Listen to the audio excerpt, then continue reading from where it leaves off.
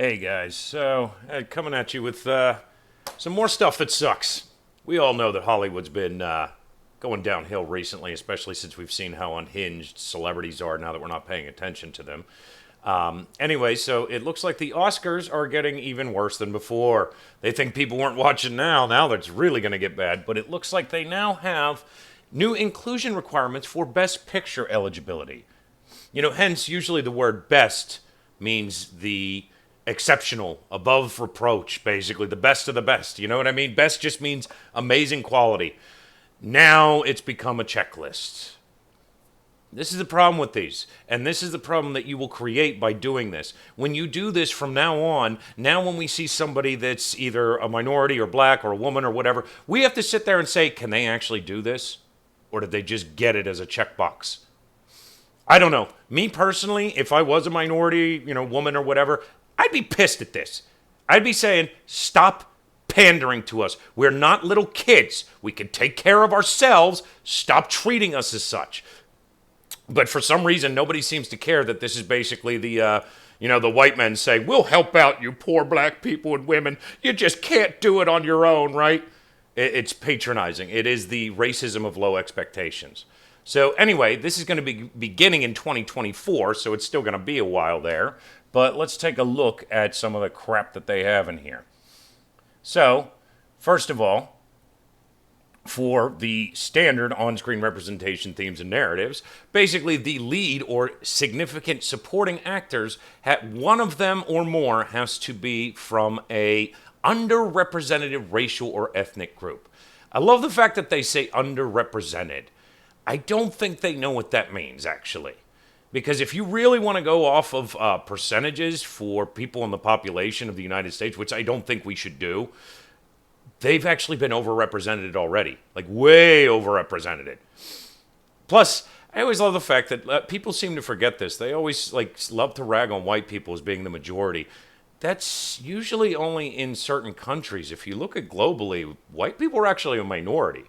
I mean, that's neither here nor there. That's just something to correct from them that just shows little things to show how bad and how racist these people have gotten. So here we go. General ensemble cast. At least 30% of all actors in secondary and more minor roles are from at least two of the following upper underrepresented groups. And then they've got the normal women, racial or ethnic group, LBGT plus APPIQ, PT, whatever, how many frickin' letters they have now. People with cognitive or physical disabilities or who are deaf or hard of hearing. That's a weird one that they threw that in there, the disabilities ones. That's just kind of like, wait, what? You didn't have that up here for the leading or supporting actors. Is it because it gets you too crazy there, I guess? I guess they figure because the main problem with that is that you can include white people in that then. That's too much. Can't do that there. Anyway, next is the main storyline of the subject matter. The main storyline theme or narrative of the film is centered on an underrepresented group. Women, racial or ethnic group, LGBTQ, blah, blah, blah. Or, again, people with cognitive or physical disabilities who are deaf or hard of hearing. So, even the narrative has to fit around these groups. It actually has to be centered. I'm sorry, not even fit around. Has to be centered on them. That really limits your storytelling. Like, holy shit, that's bad. And this is for best film. Like, are you kidding me? That's not the best anymore. That's tokenism, which is, I hate tokenism too. Okay, so here we go. Standard B, creative leadership and project team. So I'm guessing this is basically what we're getting into is the people that make the movie. To achieve standard B, the film must meet one of the criteria below. Creative leadership and departments head. At least two of the following creative leadership positions departments head, which include the casting director, cinematographer, composer, costume designer, director, editor, hairstylist, makeup artist, producer, production designer, set decorator, sound, visual effects supervisor, and the writer are from the following underrepresented groups. Again, same thing as before. Women, racial or ethnic group, blah, blah, blah, blah. And then it says, at least one of these positions must belong to the following underrepresented racial or ethnic groups. They're getting basically into it about which races can be included. So then we've got Asians, Hispanics, or Latinx. That's so stupid. You do realize that they have a male and a female word for... Oh, my God. It's just so dumb. You guys look dumb every time you do this stuff. Anyway, black African Americans, indigenous Native American, Alaskan Native. Now they're just including the weirdest shit. Middle Eastern, North African. Okay, I guess because those two are the same. You're just grouping those two together now. Native Hawaiian or other Pacific Islander. Or other underrepresented race or ethnicity. You know what's funny? You know what I don't see in there? And I love this because Disney and a lot of people are replacing them everywhere, is redheads, gingers. They are literally the tiniest minority no matter where you go. They are tiny, very, very tiny minority, and they're being replaced everywhere. Where's their representation, huh? My niece is actually a ginger. She should have been excited for The Little Mermaid. She got to see an actual ginger, a redhead in that. Oh, no, wait, they replaced that. Got to make sure we get that checklist, get that black person in there. Yeah. Anyway, next is the other key roles. Sorry, I just think it's funny about that, but I don't want any of these checklists. That was just a joke, basically, but it's showing that they are just dumb with this. So, other key roles. At least 6 other crew, team, and technical positions, excluding production assistants. Why are they excluded? Are from an underrepresented racial or ethnic group. These positions included but not limited tied to first AD. Not sure what that is. The gaffer, script supervisor. Oh, so that's why you didn't say production assistants, because it has to be a high up position. Again, no merits on any of this shit. Just give it to them based on their race or their ethnicity or their gender or whatever. So then it says overall crew composition has to be, Jesus Christ. This would happen probably naturally, but they're forcing it. At least 30% of the film's crew is from the following underrepresented groups: women, race or ethnic group, LGBT, blah, blah, blah. Same thing as before. So let me ask you this. Is this going to apply to films that don't use any white people? Oh, wait, I'm sorry. Diverse means anti-white nowadays. I'm sorry. I forgot about that. Because technically, what about the people like, what's his name? Key? The one that did the Get Out and everything like that. How about the fact that he says he doesn't want to work with white people? Oh, that's not racist, right? That's not racist at all. No, nothing wrong with that. And that won't be included in this 30% film crew if he has all black people, right? Nah. That would just make too much sense. So, moving on. Industry access and opportunities. What does this have to do with the move? Paid apprenticeship and internship opportunities. So, the film's distribution or financing company has paid apprenticeships or internships that are from the following underrepresented groups that satisfy the criteria below. Same as before. Women, racial or ethnic group, LBG. Oh my God, this is getting to be a parody. They're like, yes, everybody has to. Oh my God. But won't they get pissed off if it's an internship and they're not being paid for it? Oh, it has to be paid. I think the paid goes for the paid apprenticeships or internships. Because I'm guaranteeing if they kept them there free, then you're going to hear some bullshit about them being slave labor. Even though the learning is supposed to be the experience. I don't like internships to begin with, but that's a whole nother video. It says the major studies distributors are required to have substantive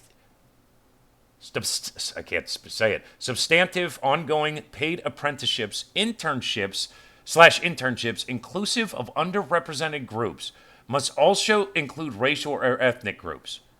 What do you mean must also? In most of the following departments: production/development, physical production, post-production, music, visual effects, acquisitions, business affairs, distribution, marketing, and publicity. Okay. What if, let's say you're more of an indie film and you don't have that many people? So you're literally saying each one of these positions pretty much has to be filled with a racial or ethnic group. And why are women included in this now? With as a minority, even though they're pretty much 50% of the population.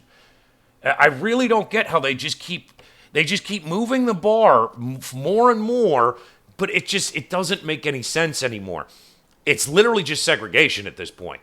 I don't get why nobody sees that they literally they want to segregate people. They talk about inclusivity, but yet they segregate people either by their race or their gender or their religion or whatever have it. Why do they love to separate people? I mean, I could say easily that it's basically they're racist. They project hard. These people project really hard. It's because they think this way, they think everybody else thinks this way. And it's like, no, not even close to being the case. Not even close. So this shit keeps going. This keeps going for a while. I'm not even sure if I want to do it. Well, okay, not too much further here. So we've got, next is the training opportunities and skills development. Very weirdly worded, but it says the film's production, distribution, and or financing company offers training or work opportunities for below-the-line skill development to people from the following underrepresented groups. Same as before. Wait a minute.